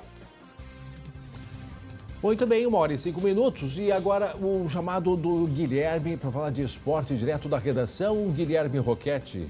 Pois é, André, porque eu recebi uma incumbência do nosso editor Luciano Nunes, que é das mais importantes agora nesse momento. A gente percebe quando a gente está ficando velho, quando já tem uma certa história na casa, quando a gente percebe que presenciou o momento em que os colegas chegam e o momento em que o colega se despede. E hoje é o Jeremias Werneck que está se despedindo da casa. E a gente tem, então, uma homenagem para ele. Jeremias, muito sucesso para ti, uma honra poder estar aqui dividindo esse momento contigo. Mas vamos ver a reportagem. Quem foi, hein? Eu repito, quem foi que inventou essa definição? No dicionário de nomes próprios, Jeremias é indivíduo que chora muito ou vive a se lamentar. Tá de brincadeira, né? Ou papai errou no registro de nascimento. Por aqui nunca vimos este tipo. Pelo contrário, o sujeito que sorri. E assim nós sorrimos. Mas tem outro significado, bíblico. Seria um profeta citado no Antigo Testamento. Este livro conta o que Jeremias disse e fez. Nos tempos modernos também. Sempre, mas sempre com o celular na mão. Aliás, ele tinha que ter umas 5 mãos. Para ligar, anotar, digitar, anotar, ligar, ufa! Mas nosso profeta sempre vinha com a informação que iria se confirmar depois. E o cara ainda é bonito. Voltamos ao que interessa. Dizem que ele queria ser narrador quando pequenininho, que jogava de pés descalços em Viamão. Pois não é que virou craque polivalente de rádio, internet e televisão. Se bem que eu juro que ele tem um olho torto, viu? Mas principalmente um coração enorme, grande demais, do tamanho GG. Não por acaso, apelido de Jeremias. Eu achei que eu não ia chorar. Obrigado. Jeremias. Obrigado é nós que dizemos a ti, Jeremias. Desejamos muito, muito, muito, muito sucesso a ti, Jeremias. Vida é feita de momentos e de fases, Jeremias. Né? Fala aí. Obrigado. Só quero agradecer a todos vocês. Tá. Obrigado mesmo. Sucesso, Jeremias. Foi um orgulho ter tido essa missão aqui hoje, que eu ganhei agora no finalzinho do jornal. Parabéns pelo novo desafio. Muito obrigado a todos vocês por me ajudarem, por me ensinarem muito. Saio daqui muito melhor profissional, muito melhor ser humano. Muito obrigado mesmo. Bom fim de semana a todos. Sucesso, Jeremias.